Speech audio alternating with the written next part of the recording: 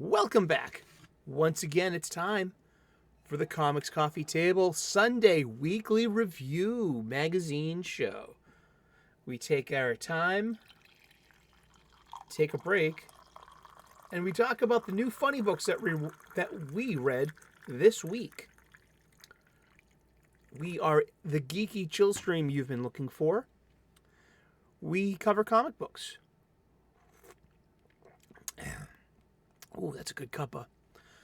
I am blessed and grateful that I have a buddy that shares their digital copies with me. What I do, though, is I buy the ones that I like. I really do. I go to my local comic book shop every Wednesday. I've been doing that for a good chunk of my life. And I love my comic book shop. I love comic books. And I'm reading a lot more new comics than I've ever read before. And so we've really got to expand the weekly magazine new release show to include a lot of titles I would never, ever even touch or consider. And some of them have been really interesting. We have 1, 2, 3, 4, 5, 6, 7, 8, 9, 10, 11, 12, 13, 14 Marvel comics that I read this week. And we have 1, 2, 3, 4, 5, 6, 7, 8, 9, 10, 11, 12 DC comics. And also, what's in the bag? That's right. We went to the Funnybook Bodega, the local comic book shop, the LCS, on Wednesday. This is the ubiquitous brown paper bag. We'll open this up and see what we got at the end of the show. And, keep you interested and tuned in. So let's get to it. Let's review some comic books for the week. Before we do that, we like to always say that the mission of this show is to get you to get back to your LCS, your local comic book shop, and spend your money there. I am a big fan not only of comic books but of my local comic book shops. I live in the Boston area. I'm blessed with, no lie, 8 comic book shops, local comic book shops, in striking distance of the Fortress of Solitude. Yes, the Boston Studios, which is down the street from the corner. Pre-recorded before a live studio audience of my stuffed animals. So pull up a chair, grab a cup of whatever it is you're shoving under your nose today there, pal. Friend, stranger, fellow traveler, strong guy, tough person, turkey pockets, however you identify in the grand spectrum of humanity on planet Earth and beyond. How are you doing today? I hope you're doing well. I'm doing okay. Maybe I'm suffering from seasonal blues or whatnot. Don't know, but maybe it's because comics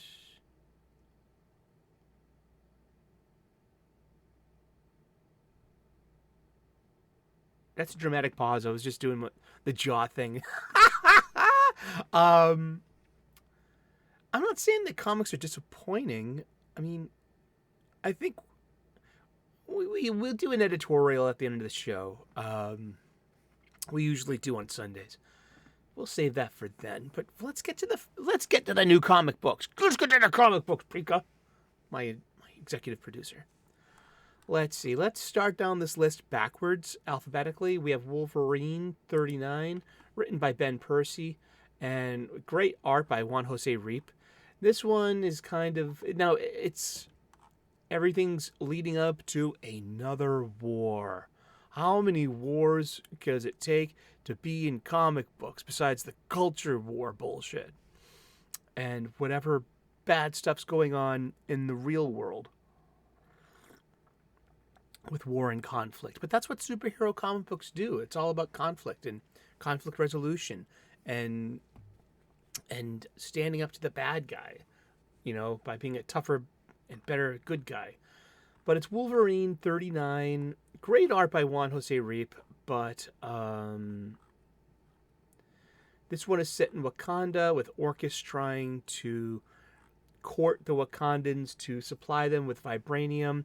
And this is about Logan sneaking into Wakanda and meeting up with T'Challa, the Black Panther, who's also pretending to be dead, and hijinks and Modern Purple and lowercase lettering and this and that. That's all there is. Yeah. It's not as good as the previous 2 issues, and that's fine, Uncanny Spider-Man 4 of 5 by Cy Spurrier. And this is where it kind of, it's entering its end game of its mini Fall of X. It's Orcus. Its mutants are on the run. It's Kurt Wagner, the Nightcrawler, asking his friend Spider-Man if he could just help fill in as a Spider-Man to get the hero back into his sandwich. Well, it's Kurt, after all the X-Men stuff, he wants to go back to being a hero, just saving people, making a difference on a street level, being part of the solution and not being part of a huge problem. But the problem follows all the mutants, especially in New York City, and where mutants are being hunted. It's as if the days of future past have come true in its own iteration. This is winding up in one more issue, and I like the first 3 issues. This has been my least favorite issue of them. It wraps up next month, and that's that. We have Star Wars Dark Droids, 23 pages for $4.99. This is written by Mark Guggenheim, and it's Modern Purple, digital stuff. It's the Dark Droids mini event, and this wraps up next month. Let's see, there are 6 of them this month. 6. Yeah, like I said, there are 29 issues of this. 29 times $4.99. It's going to be $144.71 for all this Modern Purple. It's lousy Greg Pak and lousy Alyssa Wong writing. Competent stuff by Charles Soule and Mark Guggenheim. I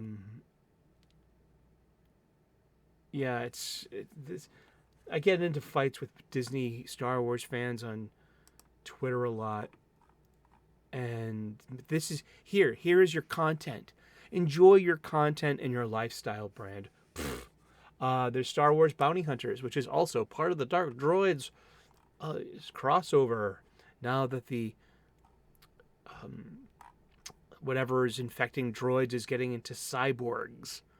And this is written by Ethan Sachs, and it's not that bad. I mean, it's just more of it's just not that good either.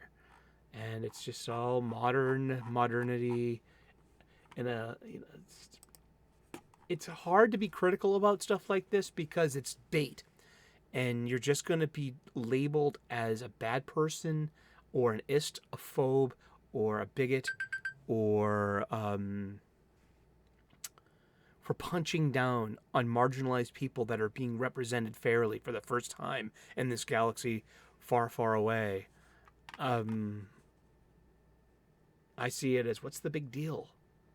You know what I mean? This is but it's a big deal to those kind of people, but it's Modern Purple. It's Pandaverse. This is Star Wars Pandaverse. Yeah, this is pretty much it. Yeah. Let's see. Sensational She-Hulk by Rainbow Rowell. $4.99, 31 pages, it says here. It's just, purple is a part of of Hulk and She-Hulk's color motif. It's green and purple are like their iconic colors. And it's Gensational Part 2. It's, comics written by girls, for girls, then that don't show up to buy the comic books. Now, comics have a huge... We have women that watch this show. I have women in my life. There's nothing wrong with women or trying to, just... But this is like... just... Hulk has come to New York City to maybe get some help from his cousin Jennifer, the She-Hulk.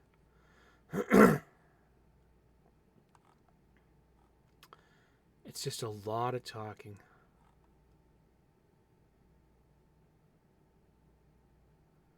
And it's just... this is... Do girls consider themselves to be better writers or something, or this is what girls want? It's not this ain't what guys want. But I don't know. It's just, it's digital effects. It's this and that, modern purple, and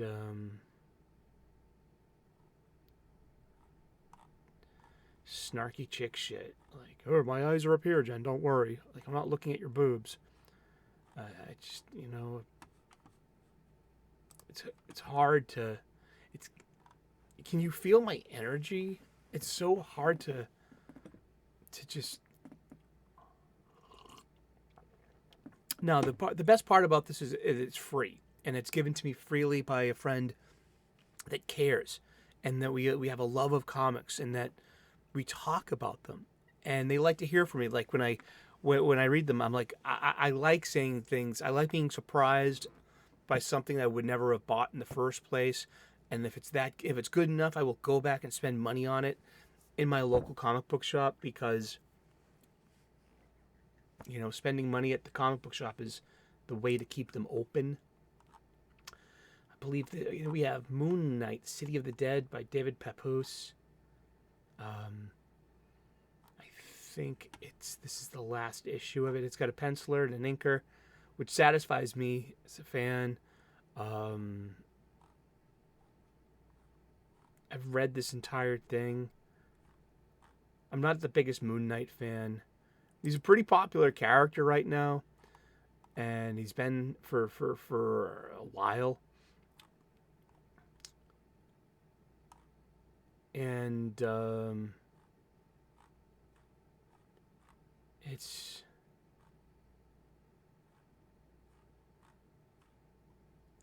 I'm so bored. Yep. And Moon Knight also has an ongoing as well. So, yeah, that happened. Here's one that's literally made for me. People like me, people of my age, and of my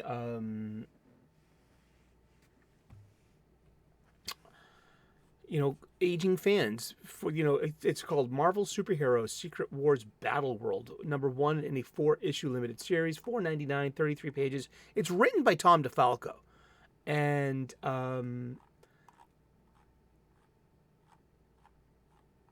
it's, if you read the primer page, it has the decency to tell you the editor's note says this story takes place between panels 4 and 5 on page 36 of Marvel Superheroes Secret Wars 1984 issue 12 of 12. How's that for a secret war, true believers? And so you're going to flesh out 4 issues of just Spider-Man in his black costume and taking place in the Secret Wars war world, the battle world that Beyonder made 40 years ago. We're coming up to the 40th anniversary of.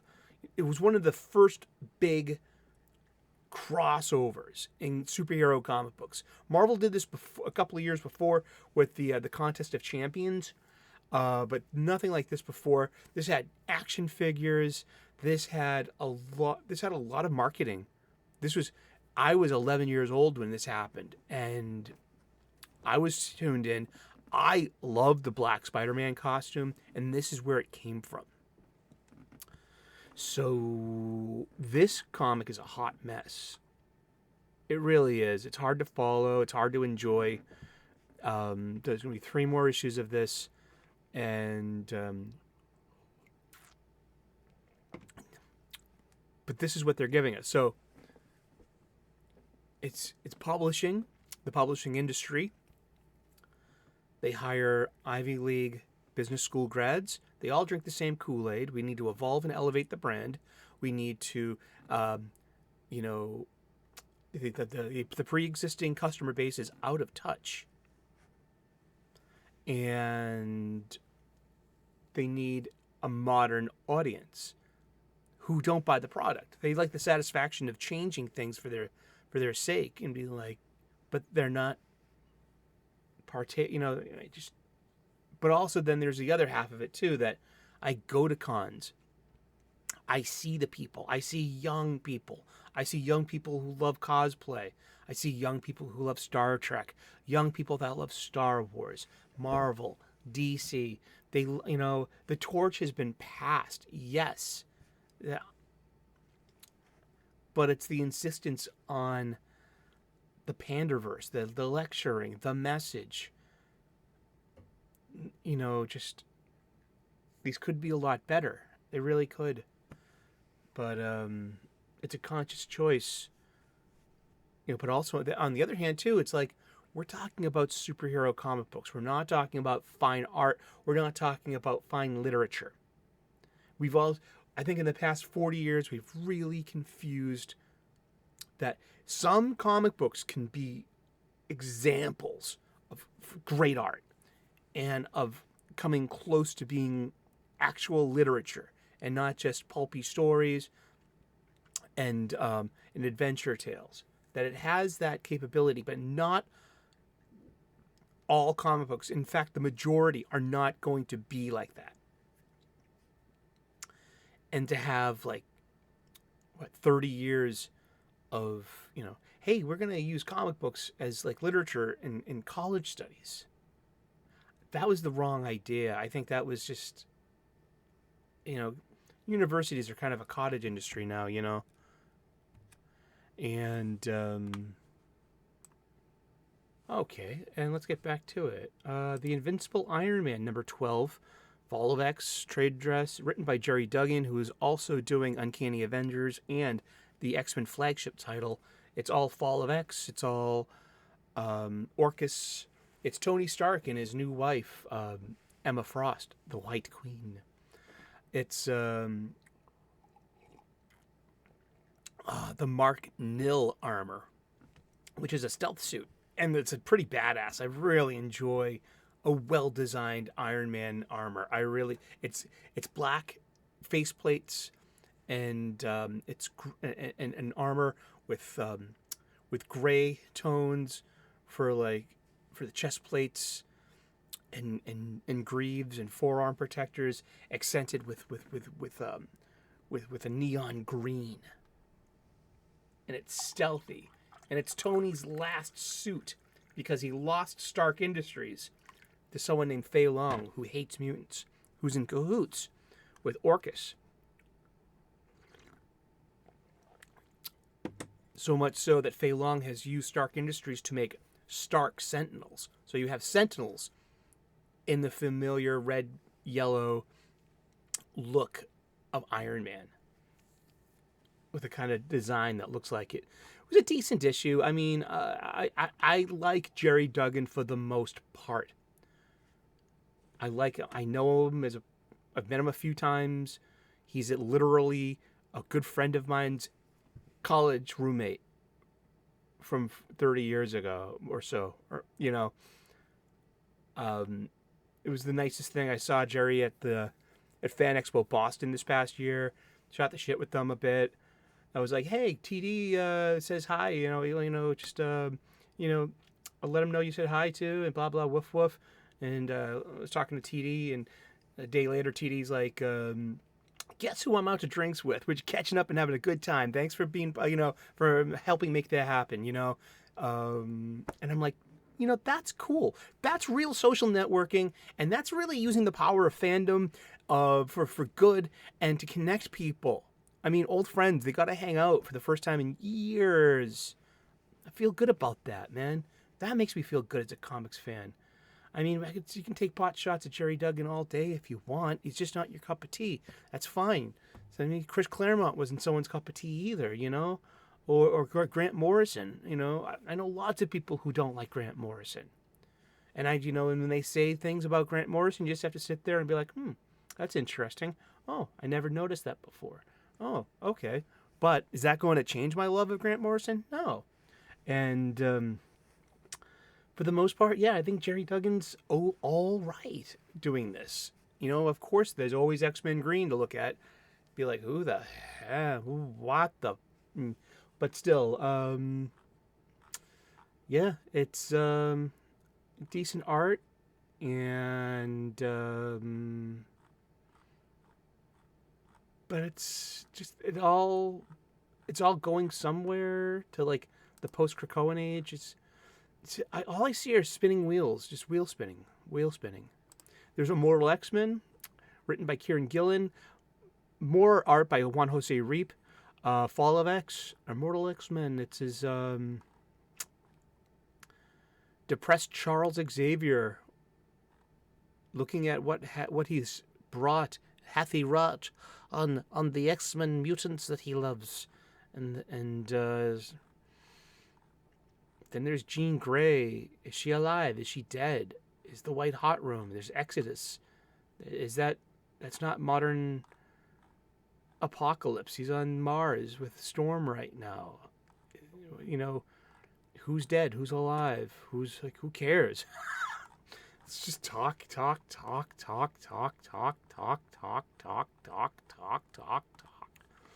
Yeah. This is what it feels like to be an X-Men fan these days, man. Jeez.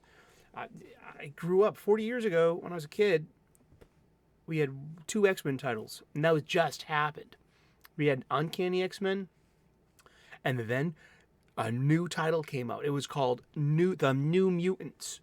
Like that, too. Both written by Chris Claremont, both edited by Louise Jones, and then by Annie DeCenti.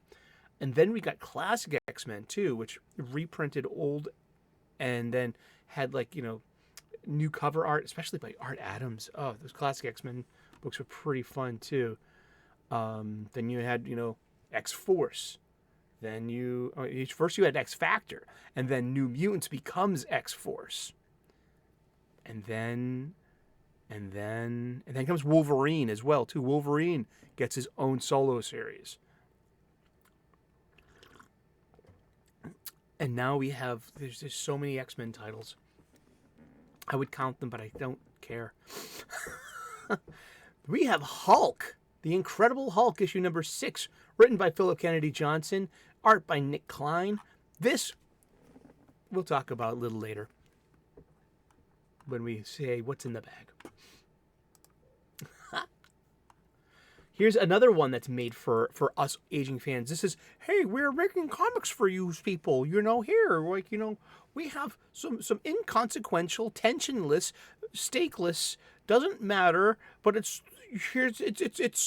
made for you. It's set in a certain time.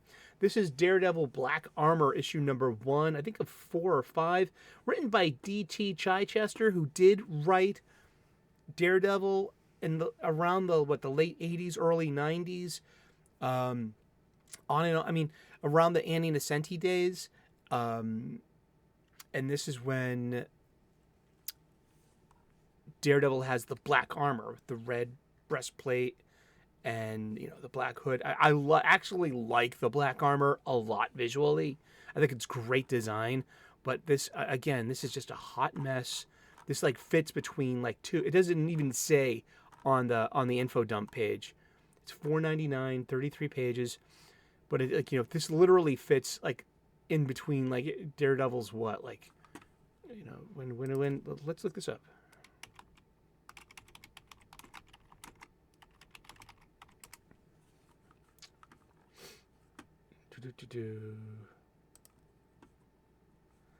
Yeah, around like 1991 or so, and closing around issue 300, I think.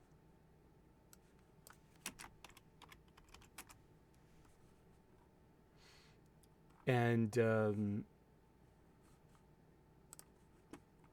it's, yeah, I just Dan G. Chichester, yeah. And the black armor should not be confused with the black suit, which there have been two. Okay, there is the black suit that he wore in the Frank Miller, John Romita Jr. It's called the prototype suit. It was the Daredevil, the Man Without Fear. And you might know that one best from the Netflix TV show before he puts on the red suit. He also had that, I love the yellow and black suit from Daredevil, like the early days, but he retires that suit pretty quickly. But the armored suit premiered in Daredevil 321. And it was Fall from Grace, Chapter 2, written by D.G. Chichester. And that was released in August of 1993 with an October cover date. The other black suit that he had was the Shadowland suit, and that was from, what, 2008? 2010, Shadowland. And that's, I think, when Matt became possessed by the beast and was leader of the Hand, and things got dark for him. But yeah, the armored suit. And so this is just, you know, this has got to be set between, you know, Daredevil's 321 and whenever he got rid of that a few issues later. That really didn't stick too well. It didn't. But that's Daredevil the Black Armor, and it's less of a hot mess than Secret Wars, but it's like, hey, we made you some funny books to buy.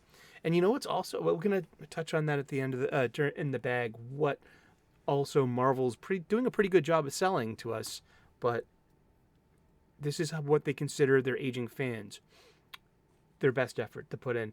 Captain Marvel 2 of 2 by fuck you, Alyssa Wong. She blocked me on Twitter because I'm a bad person.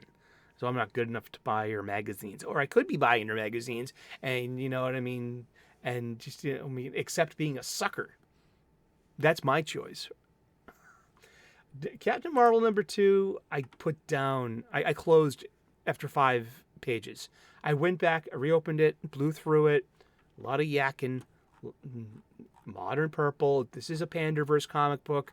This is a comic made by girls, for girls, and I hope the girls enjoy it. Because here you go. We need diversity of product and diversity of voices to satisfy the whole diversity of potentiality of customers out there. Is it working? Who cares? 2 more left in Marvel. We've got Avengers Incorporated number 3 by Al Ewing and Leonard Kirk. It's kind of like Avengers CSI, NCIS. You know what I mean? There's mystery. It's got some kind of like cooler retro looking art with and it's Janet Van Dyne, not Janet Pym. She's her own woman. She doesn't need Hank to be, you know, a hero.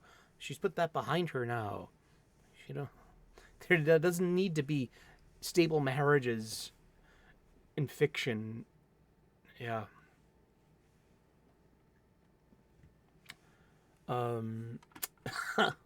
It's kind of boring, and but I've been looking at it. I've been reading it. Yeah, sure, it's there. coming to the last issue of this Marvel pile, The Amazing Spider-Man number 38, Legacy number 932, 25 pages for $4.99. Written by Zeb Wells, with really good art by Ed McGuinness. Yet, whatever good things I said about the past 2 issues of this whole rec rap thing with Limbo players, and it's supposed to have been a lighter moment before the seriousness of Gang War kicks in. Gang War is going to be a Spider event. Quos will change and shift and blah, blah, woof, woof. Another war. We have Sabretooth War. We have Gang War. It's like, Culture War. Fuck you. But it is silly. It's supposed to have been a breath of fresh air, like a comedic moment before the seriousness of Gang War kicks in. It's just a miss, and this one is just lands so flatly and badly. But it's consistent with Zeb Wells, like with the amazing stuff he was doing with Goblin and possessed Peter in the black costume. That didn't land evenly either. That landed so flat and kind of brought down the issues that were before it, that were leading up to that end. Same thing here. I mean, I said good things about the last 2 issues about this because, like, hey, the art's pretty fun. I mean, it's a little silly, sure, but this just doesn't do anything justice. And, I feel like, yeah, I'm glad I'm not buying this. I really am. I'm glad I have an opportunity to preview this stuff before I spend my money on it. Waste money on it. Waste time, physical media space too, like such as my short boxes and my bags and boards. It's I'm not kidding. I mean, I don't want to waste stuff. I want to conserve things, to curate things. I mean, it's part of, I have progressive and liberal values, and I have conservative values, and I'm not going to demonize conservative values because I have them. And doing something like this is my conservative values in action. I am not going to just indiscriminately spend money, throw money at this huge system for representation, diversity's sake, and equity, to make sure that, I don't have. I'm from the projects. I'm blue collar. I'm lower class. I mean, like, there's upper, middle, and low class. I mean, I'm a blue collar. I don't get to punch down. I only, what I mean, like, why would I anyway? I mean, but it's like, it's exactly, huh? Let's get to some DC comics. Titans number 5 by Tim Taylor wasn't that bad. This is the last. This is the last part of the arc of the written for the trade. It's Tim Taylor, Nicola Scott. Great art by Nicola Scott.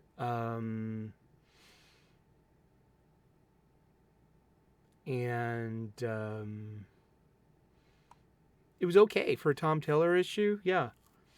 And I'll go ahead and say the same thing for Nightwing 108 as well. I mean, both had the Dawn of DC trade dress. I mean, Nightwing was okay as well, also written by Tom Taylor. And I got to say that, Nightwing 108 and Titans 5 have got to have been the best Tom Taylor books I've read since Injustice. He's not my cup of tea. People like him, though. He's got,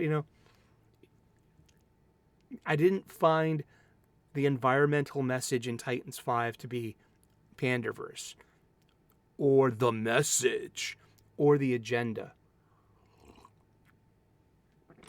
I found bringing Swamp Thing, the new Swamp Thing. There's a new Swamp Thing. Ram V gave Swamp Thing's power to a new person, an Indian guy, a Hindu guy. It was Ram V is Hindu, so there's Swamp Thing is not Alec Holland anymore. So it's not, but that kind of works in a way too, because I've been reading Swamp Thing for a long time, most of, over 40 years, I guess. And I mean, how many more Alec Holland and Abby Arcane and Anton Arcane stories do we rehash? I mean, maybe something like this is cool because throw some new blood in there into the green. And by the end of it, the Titans want to include Swamp Thing as part of the Titans, which is nice because, Swamp Thing's an Omega level, hero.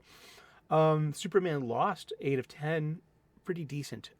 I like it. It's okay. And that's going to collect very well. I tuned into that late. Justice Society number 7 by Jeff Johns. Art by Michael Janin. Did Janin do the art on this? No, Marco Santucci did the art on this. These are the last issues of Jeff Johns' DC tenure. Jeff Johns has moved on to Ghost Machine, his own imprint over at Image. I hope he does wonderful things. I hope he does great stories. He's a good storyteller, sure, but he excelled at the DC superheroes. And he's been doing that for over 20 years now. So nobody really has a better handle on the voices of characters and the history that, the fans love. This continuity, he was supposed to have been one of the architects. He's done Crises. He's done the Doomsday Clocks. He's done just the Flashpoints. It's just so much stuff that Jeff Johns has done, and now he's gone. Way to go, DC. Way to go. There was Justice League versus Godzilla versus Kong number 2, which was entertaining. Yeah, it's the only Justice League title out there right now, because the Justice League is fallow. They're doing they're doing sometimes it's an old farming thing that you need to let the fields be fallow for a season in order for the soil to regenerate, to become fertile again. And in that time, you also need to maintain the soil. Maybe put nitrates in there, crushed up seashells and shit. I'm not sure. I'm not a farmer. I'm a city boy. But I know that, it's the same idea as the sabbatical, that you take a time off to focus on something else and to get some interest back, you know what I mean? And just to make sure that the land is fertile again. But in this issue, we've got Godzilla versus Superman. Dude, I'm in. That was really fun. That was really fun, I gotta say. Let's see. Detective Comics 1077 by Ram V.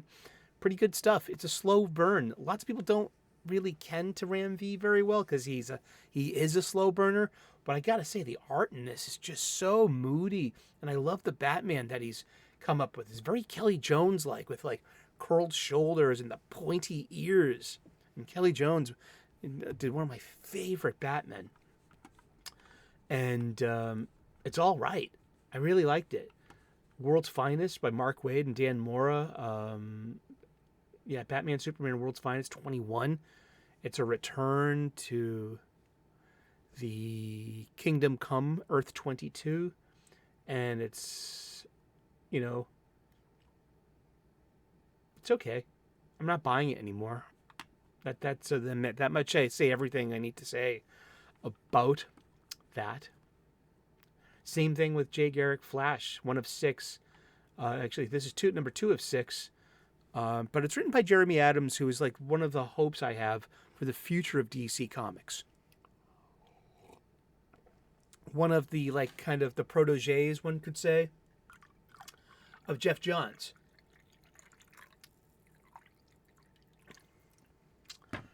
And it's okay, but it's the same thing with Green Lantern that Jeremy Adams is writing. It's nice. It's weak sauce. It's not weak sauce. It's mild sauce. Because weak sauce is an insult. I don't want to be insulting Jeremy Adams or his work. But it's not hot sauce. There's no tension, no stakes. It's entertaining, and it's It's nostalgic. It's cute. And I hope it, I hope it would collect well and, sell with kids, why not? Green Lantern War Journal #3, the Jon Stewart book, written by Philip Kennedy Johnson. I'm not hot in the art. Well, the art's pretty decent, the line work. It's just all the digital stuff thrown on top of that, like modern purple. Modern purple. Here, have some modern purple. It's the color of unity. If you don't like purple, you're punching down on vulnerable people. I'm just done with modern purple, dude. Just give it up. No? Of course, because it's like, fuck it off. It's okay. I mean, it's just like, yeah, I mean, at least it has stakes. At least there's some tension. And, you know what I mean? It has traction. You know what I mean? There's traction under them dar tires. I can feel it. But I'm not buying it. And I'm actually a Philip Kennedy Johnson fan. And I'm a huge Green Lantern fan. I love Jon Stewart. But I'm just like, I don't know. It's weird. Ever since, Justice League and Justice League Unlimited, the Bruce Timm cartoons from about 20 years ago, changed Jon Stewart. They made him a veteran, an ex-Marine, a sniper, and then they got fleshed out to be a sniper. My Jon Stewart growing up was a civil architect. Why can't he be both? He is both now. And but everything, all of his strengths seem to play into his military experience. And God bless the military. Seriously, because we're coming full circle about something about the military in just a few minutes. Actually, I think Philip Kennedy Johnson is active in the U.S. Army as well, and writing comic books is like a side gig for him. I'm pretty sure. I followed him on Twitter, and it said active U.S. Army. I'm like, really? And he got into this by doing Scott Snyder's DC Writers Workshops, and impressed. That it was like it's like a talent showcase where certain a group of young writers show up. And, try to impress, it's kind of like The Voice or like America's Got Talent, but with comic books and not on reality television. And Philip Kennedy Johnson is is the cream of the crop. He rose to the top. And he never eat a pig because a pig is a cop. Or better yet, a Terminator, like Arnold Schwarzenegger. Try to play me out like if my name was Sega, but I ain't going out like no punk bitch. Get to your one style and your one I might switch you up around, you dump down and you put out your head and you end up in the dawn of the dead. I'm coming to get ya. I'm coming to get ya. Spitting out lyrics, homie, I'm with ya. I came to get down. So get out your seat and jump around. Jump around. Jump up and get down. Jump. Everybody jump. Jump. I'll serve your ass like John McEnroe. Your girl steps up. I'm smacking the hoe. Word to your moms. I came to drop bombs. I got more rhymes than the Bible got Psalms. Pika in his musical interlude breaks. He loves that. He writes that shit down. And he's like, all right, let's get to the best and the worst. Hot Girl #5, written by huge Edsy Axelrod. Sorry. I mean, you blocked me on Twitter. I mean, how am I supposed to fucking root for you, individual? But this issue ain't all that bad. It's part 5 of 6. It's the penultimate issue of this hot girl story. It's Kendra Saunders tripping through time, unstuck in time like Billy Pilgrim of the Vonnegut's Slaughterhouse 5. And it's Panderverse stuff, yeah. And it's written by women for women. Hopefully they buy it, and it's. But the line art in it is really good. I mean, it's so solid. I mean, it's let's see.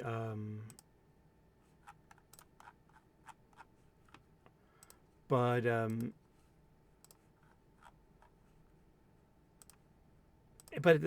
story wise, as story beats go, as it's decent. It's got to be the strongest issue I've read in this series.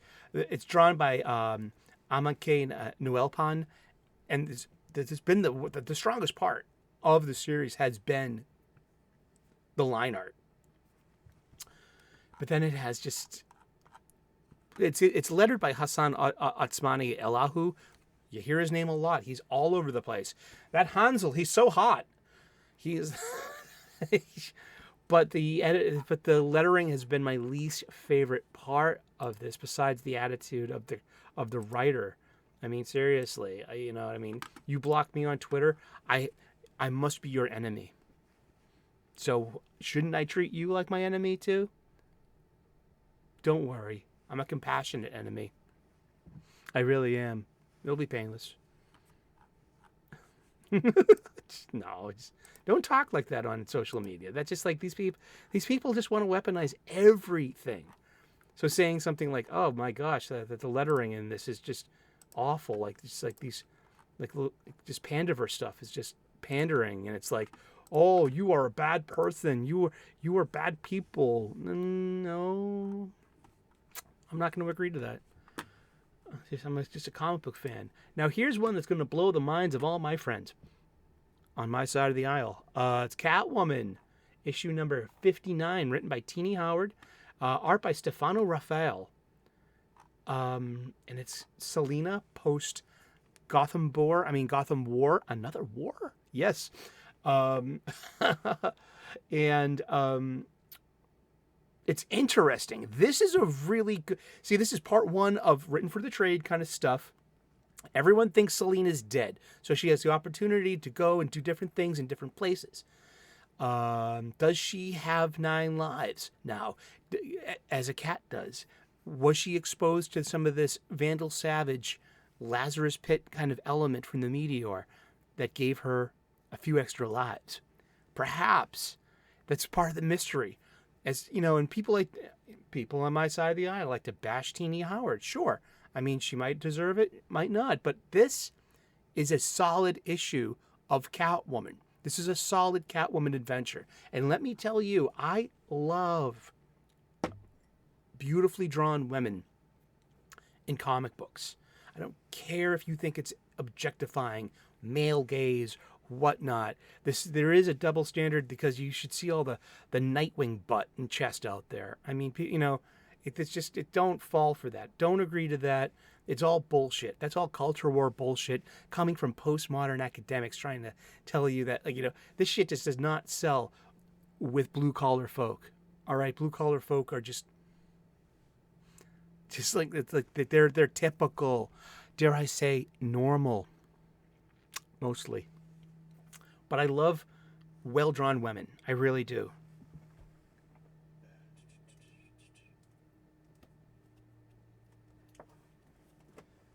My favorite example of who draws the best well-drawn women in the world is Milo Manara. He's Italian. He's still alive. He's problematic as all hell because he drew erotica, a lot of erotica. But also, he did this thing with Chris Claremont called X-Women. This is fun. It's very sexy. Oh my gosh, how problematic! Yeah, deliciously problematic, I say.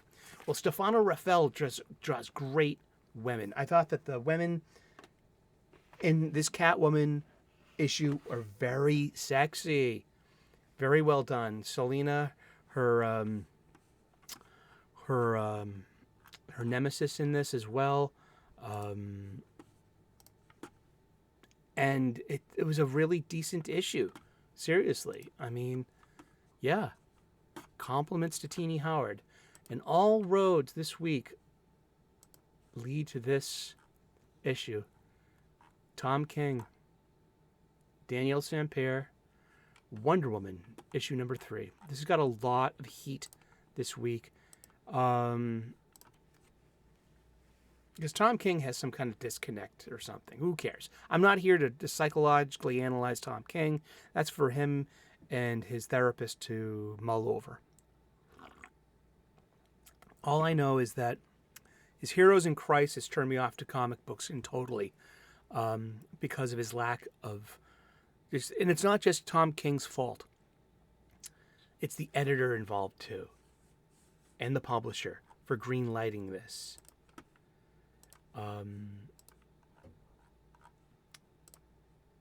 It's very well drawn. Daniel Sampere draws a beautiful Diana. And I gotta say, I enjoyed Wonder Woman issue number 2, and for the most part, I enjoyed Wonder Woman issue number 3 here. I thought it was fine. I mean, good story notes, good story beats, really good backup story too by Tom King, focusing on the Trinity girl as a small child being babysat by John Kent and Damian Wayne, and then Damian dresses her up like, she calls her Wonder Robin, and dresses her up in like an old school Robin costume, and they go out on adventure, and she ends up kicking Killer Croc's ass, literally. It's pretty fun, and it was pretty well intended too. No, just that's a good version of Tom King, sure. But one of the things here about what this Tom King Wonder Woman run is her nemesis is called the Sovereign, who is the opposite of Wonder Woman. He's a blunder man, or an unwonderful man, an older guy who's kind of immortal, who's been behind the scenes of all the bad shit going on in history, and represents this academic idea of the patriarchy. And Wonder Woman has the lasso of truth, the Sovereign has the lasso of lies.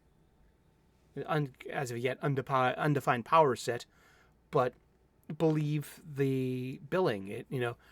So Wonder Woman is in conflict with the United States of America because of some of the Amazons. All the Amazons got thrown out of America, and now the U.S. Army has to stand up to Wonder Woman.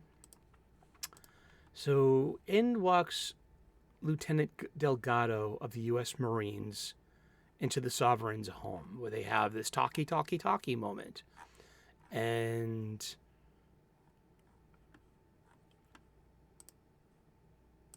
the Sovereign is holding the lasso of lies and tells Delgado to, hold the other half of the lasso. And they have a moment of talking where Delgado writes a note saying that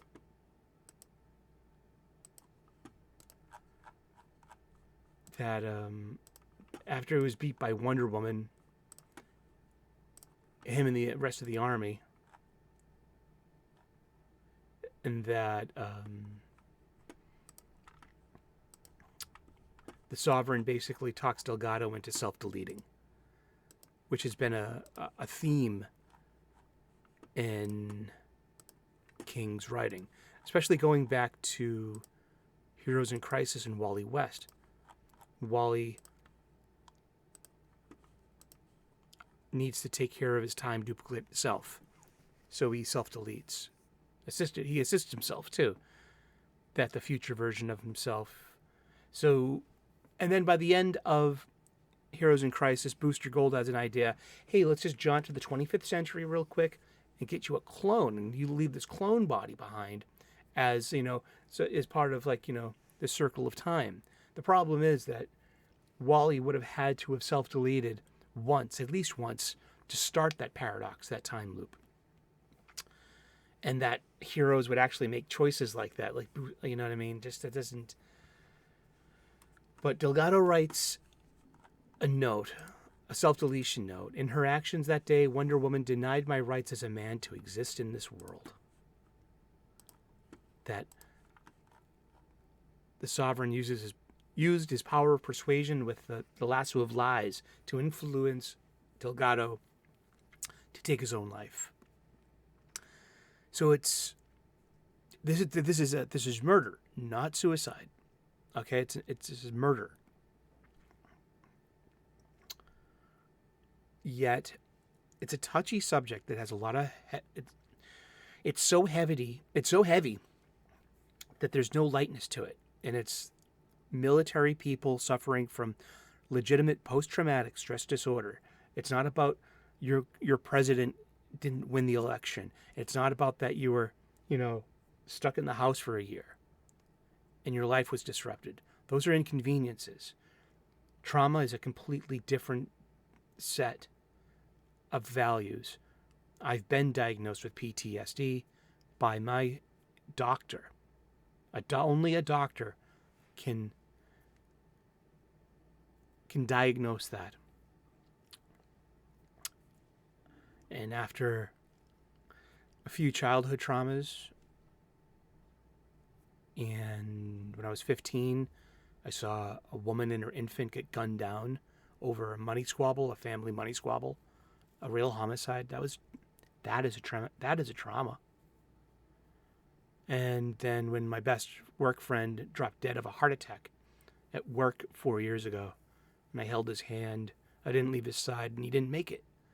And then after that came panic attacks, anxiety, crippling, life-changing anxiety. And I got help for that.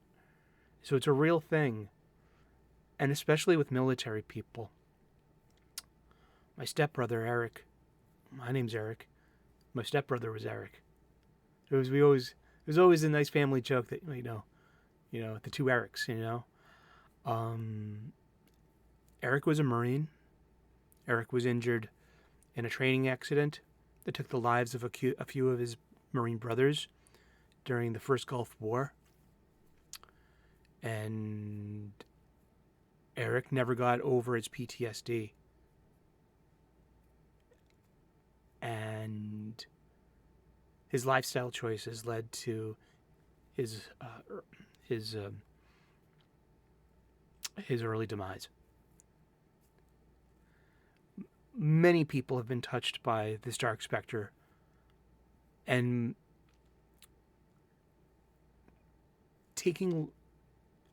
using a military suicide, a self-deletion. You have to watch what you say on YouTube. I've already said the word a few times, so I've probably already been demonetized, demonized, or flagged, or whatever it is. I'm looking at this panel now, and just it's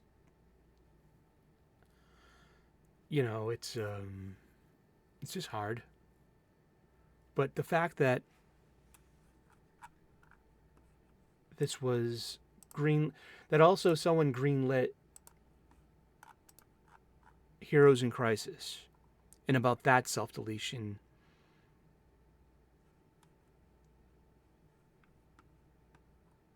Chris Rosa is the associate editor. Brittany Holzer is the editor. Paul Kaminsky is the group editor. Those are the three people who are to blame for this, not Tom King. Tom King is just a attention-seeking writer who gets his jollies off of winding up the Chud fans, and he gets his jollies off of ripping the wings and legs off of the bugs that are the superhero and supervillain characters, only to take a magnifying glass in the sun and to burn them, and to giggle while they smolder and writhe. That's who Tom King is. And Tom King has his fans, because people like to see that. That's why there's cancellations on social media. That's why there's shameful things. The most shameful shit on TikTok get a lot of air. The outrage stations get a lot of clicks. Remember, we're less than 100 years in America. The last public execution took place in 1936. Before that, public executions were commonplace, and it was an occasion to come into the town square to bring the kids, and it was a social event. It really was. And I think these hardwired things still exist within us. They do. And but you want to know who the blame is for this? It's Chris Rosa, Brittany Holzer, and especially Paul Kaminsky, the group editor. The people who said, you got to tone this back. This is too much. Because military suicides are an unfortunate thing, and it happens way too much.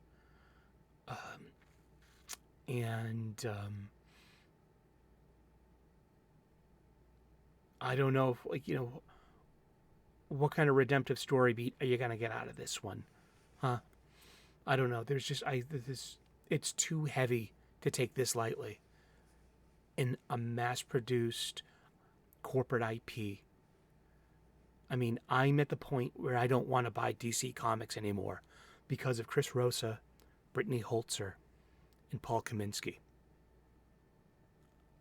I think that this is horrible. This is not how I want to spend my downtime. I don't want to read shit like this.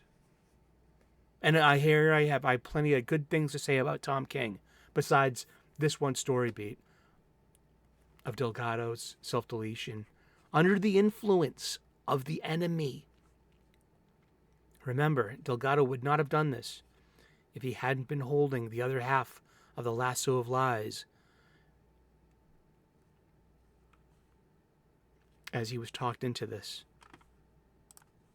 But yeah, I mean, a lot of my friends in the YouTube circles are really upset with this. And rightfully so. And that are the digital comics this week. Thank you. What's in the bag? What's in the bag? Let's see. What did we buy this week? The ubiquitous brown paper flat bag that we get at the local comic book shop. We bought 5 funny books this week. 2 of them are reprints. One is independent, and 2 of them are just old standbys from the big 2. We've got Superman number 8, written by Joshua Williamson, with really good art by Gleb Milenkoff. And that's what I'm in it for. But it's actually, the writing's pretty decent. And I'm really enjoying it so far. But yeah, that's okay. Incredible Hulk number 6. Really good art. The story. Hey, look, everyone, it's modern purple. Yay! It's the color you have to like or you're a bigot. Yay! Purple. Yay! We've put it in everything. But it's Hulk versus some kind of form of a World War II veteran Ghost Rider. And great. Look at that splash page. I'm loving Nick Klein's Hulk. Great art. This is really good. We got some, like, and look, we can compare. We got some authentic onomatopoeia. You can see the hatchings on that. That's hand-drawn. Those sound effects are part of the art. And then you got this brat-a-tat-tat, which is obviously a cut and paste. Or like, look at that. See? Right there. That's a sound effect. That right there, that's a cut and paste. Like over here. Look at that. Beautiful sound effect. That's a hand-drawn onomatopoeia. Word that's spelled the way it sounds.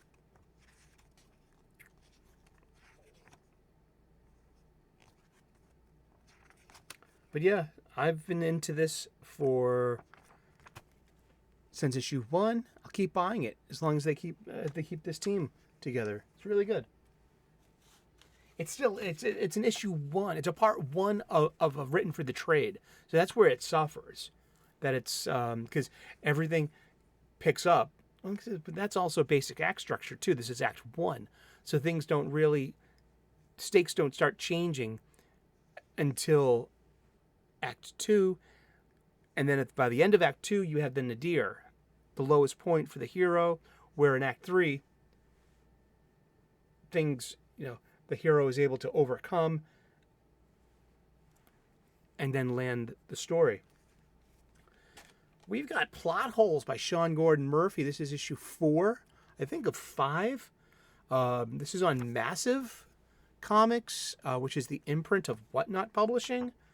And Whatnot is some kind of like online comic book. It's a platform where you can sell stuff like comics, and it's for nerds. And guess I'm not too familiar with whatnot. But Sean, I love Sean. He's a good guy too. I've met him a few times at different cons, and I love his art. But this is he released this as a Kickstarter a couple of years ago, did really well, and now is releasing it in serialized format for the local comic book shops. See, I like that. I mean, you know, you had your crowdfunder, you sold it, you made your money, you got your, you did it, and now you have not cut the local comic book shop out of the equation with the crowdfunding. I like that a lot. I love Sean's art. It's whimsical. It's kind of anime-like, and he draws great cars. He draws beautiful women. He draws beautiful people. He draws really fantastic stuff, mecha and futuristic stuff, and then really good organic stuff. All around, he's a really, really good artist. And look, that's real onomatopoeia. Right there. Boom. That right over there, though, not so much. Who's doing the lettering here? And World Designs. Lettering and interior designs by And World Designs. It's a lot of clicking points. Click and paste. Click, click. We have Teenage Mutant Ninja Turtles, The Last Ronin, $4.99, 3 of 5. This is being released weekly by IDW to help keep them afloat financially. But for me, I'm a huge old school Mirage TMNT fan. This is written by Eastman and Laird, and this is pretty much fitting into the old Mirage continuity, not the IDW continuity. It seems that way, which makes me happy. This was a huge success for IDW. And this is telling about the last Ronin, the last of the 4 Ninja Turtles, because the other 3 are dead. And it's about the final battle against the Foot Clan, who have control over New York City. And it's set in a dystopian future. And it's a little oversized, too. You can tell.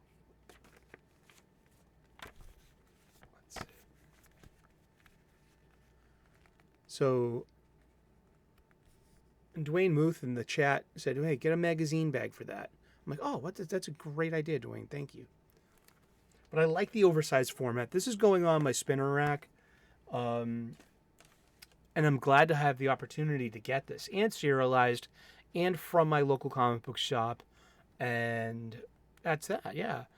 So we were talking about earlier how Marvel kind of is making stuff for us aging fans, and they're kind of like paltry offerings, like here's some inconsequential fluff that doesn't matter, that doesn't change anything, that doesn't have any stakes, that doesn't it doesn't have any tension because it's set between 2 panels of one issue. So you have things like the Storm mini by Ann Nesenti, or you have Daredevil Black Armor, or the Secret Wars thing. Then you have the facsimile editions, which are reprints of classic comics. There are now at my local comic book shop, at my LCS, my local comic book shop, is a complete shelf dedicated to nothing but these gold and silver and Bronze Age reprints of Marvel and DC magazines, and they run between $3.99 and like $7.99. The Golden Age ones, they're 60 pagers. They're not extra thick. Well, I got this week. Uncanny X-Men 141. I'm going to get 142 as well when it comes out. It was a $4.99 cover price. This was a 50 center back in the day because it was a 1980 comic book. Uncanny X-Men 141 and 142 are the famous Days of Future Past issues, which show the alternate future where the Sentinels win and mutants are hunted down and most of the X-Men are dead. And this is the X-Men's final stand. And this is where Kitty Pryde sends her own psyche back from the future into her teenage body in the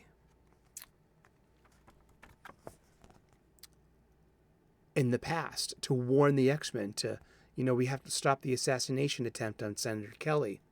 And this is great because before this, Kitty was kind of revolted by Nightcrawler. And now this older Kitty is in younger Kitty's body. And she's trying to convince the X-Men of the situation.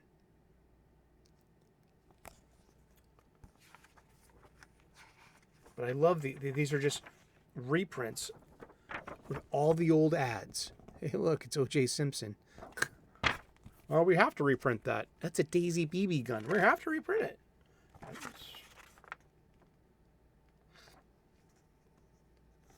And but these were the first Uncanny X-Men's 141 and 142 were the first wall comics I ever bought. The wall comics, they were, they're on the wall. They're not in the back bins, the back issue bins. They're literally premiere issues on the wall. I bought these in the mid 1980s, the mid to late 1980s, at New England Comics Quincy, back when it was at the Rotary in the old store. I bought them both. They were like $20 a piece, I think, then. They're long gone, of course. They'd be pretty valuable even in a mid condition at this point. But I read them over and over again. And so these they don't have just a special value for me being like, oh, it's Days of Future Past. This was my first wall comic. It was kind of like I felt like I was entering a new phase as a comic book fan, as a teenager, that I was able to afford with my allowance that I saved up and got them both. And it was the coolest thing to have these two comic books. So it's kind of cool again to have them all over again in these reprints, the facsimile ones, Yeah,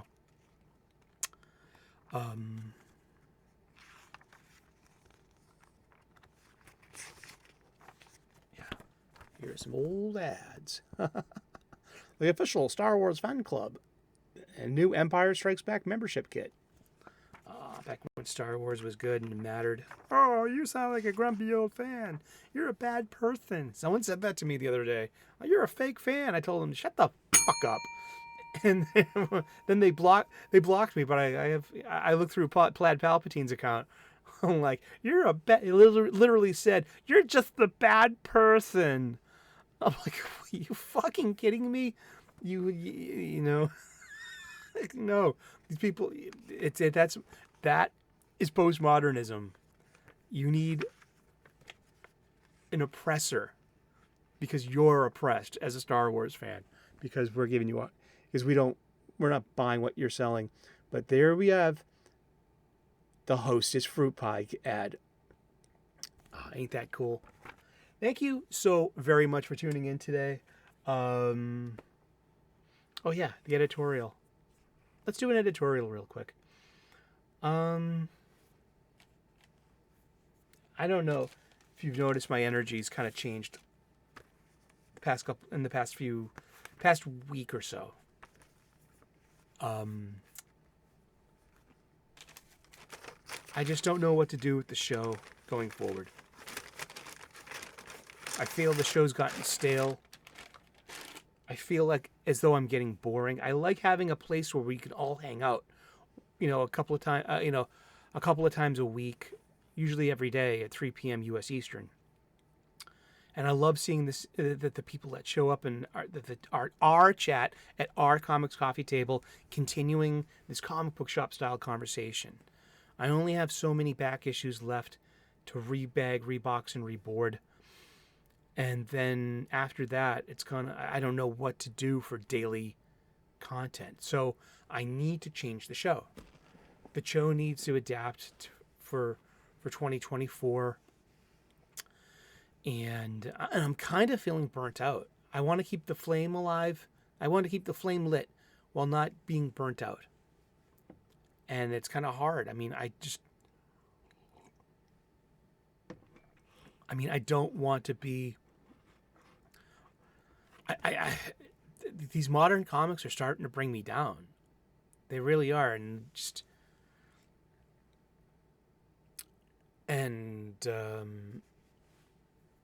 Don't do things that are going to bring you down. You need to identify suffering in your life.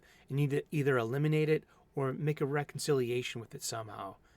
If you can't avoid it, if they have to be part of your life. These are voluntary things that we put our attention to. And like, my Twitter feed is a fucking nightmare.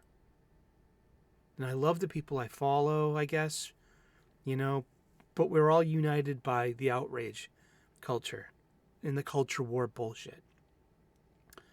And I'm all fucking set with that. It's stressful.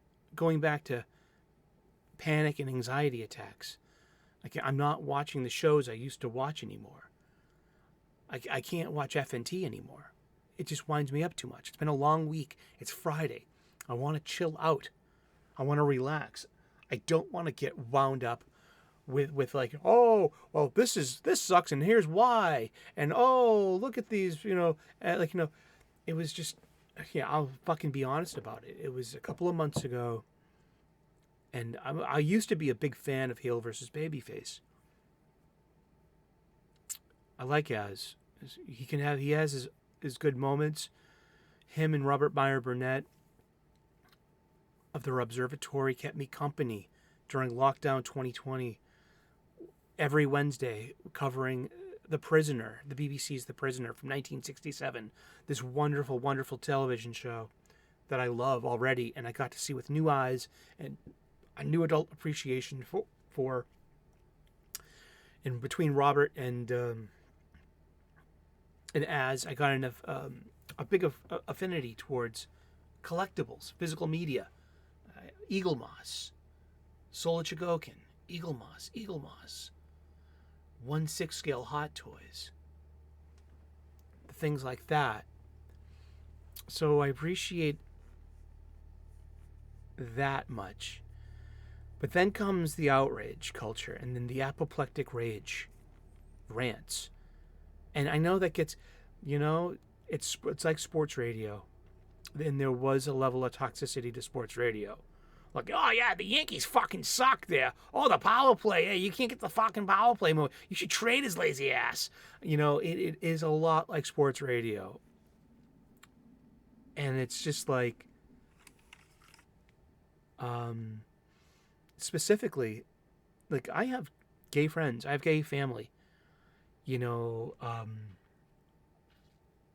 I understand people are disappointed and outraged about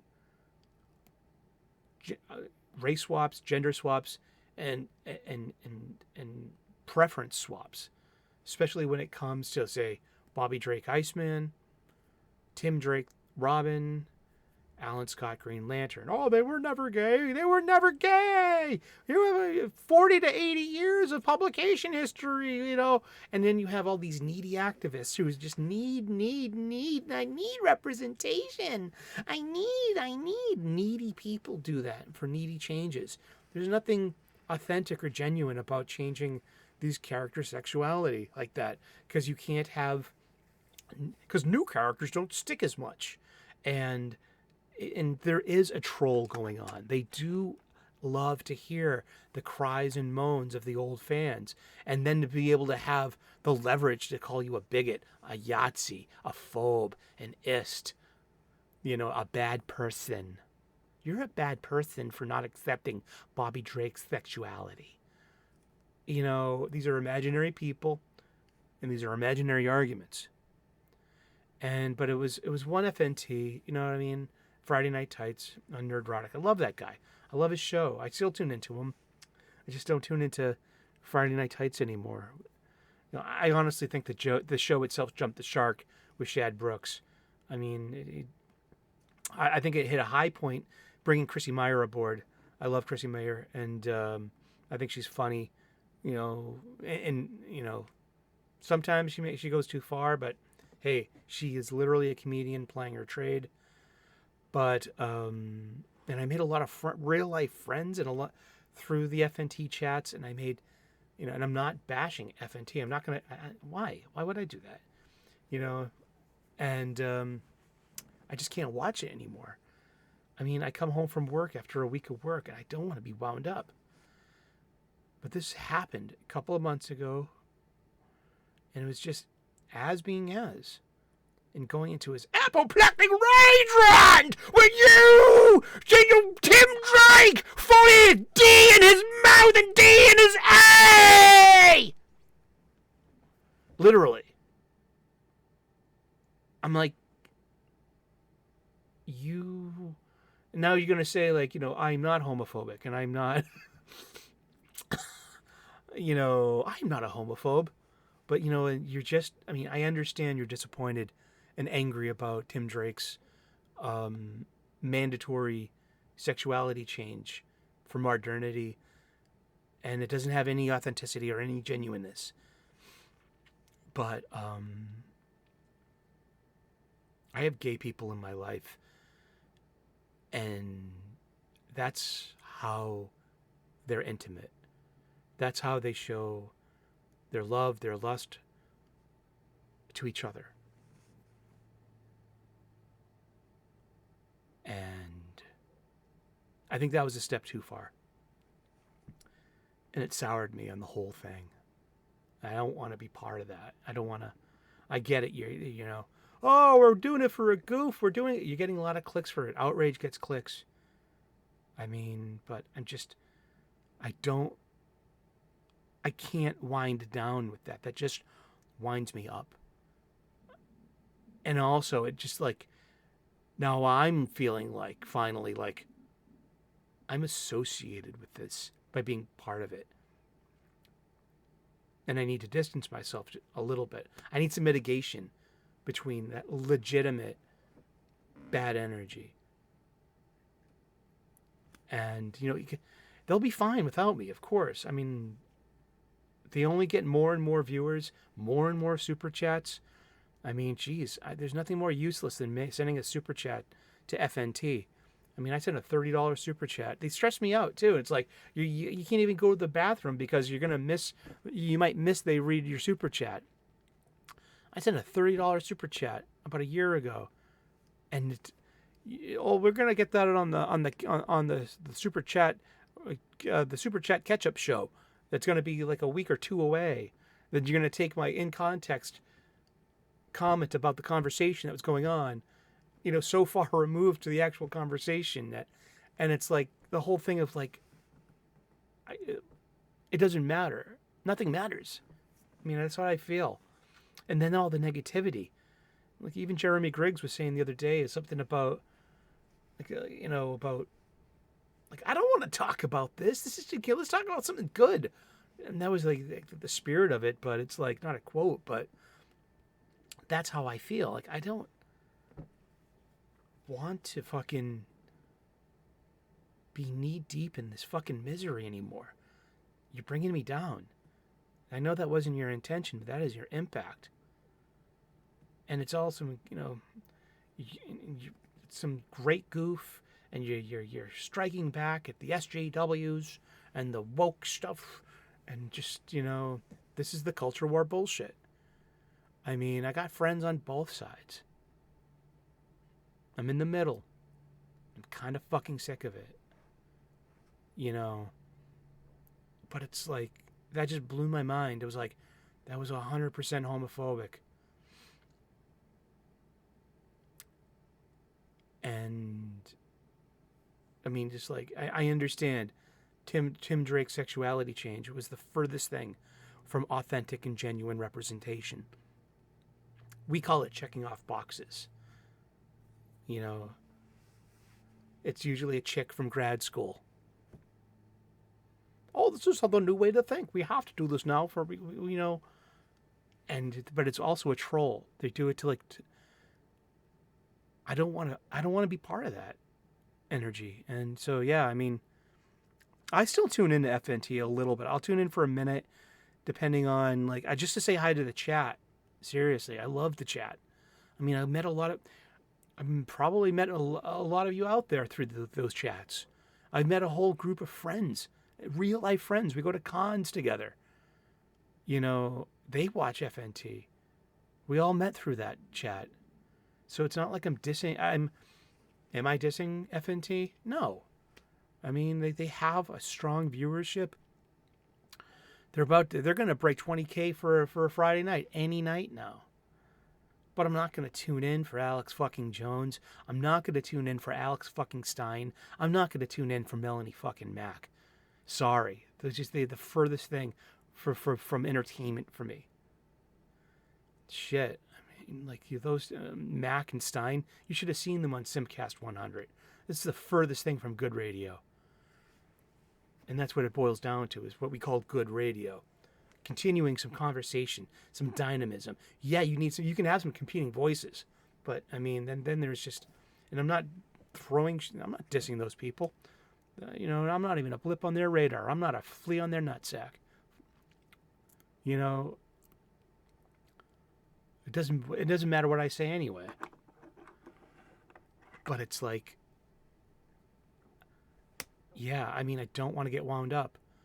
And a lot of that has to do with just like, oh, let's talk about the Marvels. Let's revel in their failure. I mean, like, sure. That's nice. All right. I mean, and that's why, a lot of the reason why I do the show the way I do the show is because we need a break from that. We need a space where we can just fucking kick back and wind down and enjoy some stuff, where we can enjoy some art. We can just talk about, say, hey, look at this Milo Manara artwork. Look at Kitty's butt. You know, we need to be able to enjoy these things. And, you know, and that's that. That's our editorial today. And that's our show for the week. Program notes going forward. We're going to be doing less shows. I don't have the energy to do a daily show anymore. I'm exhausted. I am burnt out. We'll be doing a Wednesday show and a Sunday show this week. And then we're going to be wrapping up the year with, I'll have some time during my Christmas break later in December. We'll be doing like, you know, a best of 2003. I mean, a best of 2023, the worst of 2023. And we're going to finish up that final long box too. But this week, we're going to just have an abridged schedule. Just want to let you know. We'll be doing Wednesday and Sunday this week. New release menu day and the new release review Sunday show. And, but yeah, I mean, like, I all love to Gary Beekler. He's been really influential on me as a human being. From being a YouTuber, I was a member of Nerdrotic's show back in 2020 and 2021. I had to bail in August of 2021 because of finances. But I was on a few of his member streams, and it was a good time hanging out and connecting with people in this community. And Gary gave me 2 solid advices that's helped me out. One, YouTube style. Get a really good microphone. I got a Blue Yeti, which is a USB mic. It's really good piece of equipment. It came with a boom mic arm that, you know, that clamps onto your table. It's a decent microphone. It's not the best. It's not a Shure. It's not a this or that. I'm not patched in through any like series of buttons or anything. It's just a USB mic. And it was really decent. It was a good investment. Gary said, get a great mic, a decent webcam, and have something to say. This is a paraphrase of his advice. So I got a decent a decent webcam, and a decent microphone and a desktop. We all usually start out, on our phones, and with a clip, a tripod clip. And that's how I started. It's probably how you started too, or a laptop, But I wanted to up my game, and that was the most solid advice. And now, a couple of years later, 1,200 subscribers. Thank you very much. Very close. 500 hours away from monetization. Thank you very much. Couldn't have done this without you. And Gary also gave me one of the most best advices I've ever gotten that's helped me, and that was the gratitude list. And it really helps you find purpose. Having the ability to literally count your blessings has an amazing impact on your life. And for me, it helped better curate my self-talk. And now my self-talk isn't all about nagging or negativity. It's more of how can I help myself? And it reminds me, hey, you have to run your anger and not let your anger run you. I'm grateful to Az for helping me turn on to collectibles and stuff. I'm sorry, Az, I had to unfollow you and mute your channel. I just can't take you anymore. I'm sorry. And to the other cats at FNT, like Odin and Comics Division, and Jeremy and Ryan. I like you all. And Chrissy Mayer and X-Ray Girl. I do still tune in into the chat. I'll say hi when I'm out there, but I'm only going to be there for a few minutes, and I just can't take the negativity anymore. I need to wind down. I'll be watching. I usually end up watching Bob Ross and The Joy of Painting. That brings me joy, and that helps me better understand art, which is a lot of what's going on with comic books. So thank you so very much for tuning in, and God bless, namaste, good luck. We will see you on Wednesday with the new release menu. Sorry for any failed expectations or disappointments, but I feel I'm getting repetitive. I feel I'm getting stale, and I need to not just refill the cup, but wash it out and sanitize it and dry it. Yeah. But thank you so very much. God bless. Namaste. Good luck. And we will see you in those funny pages. Ciao. Bye-bye.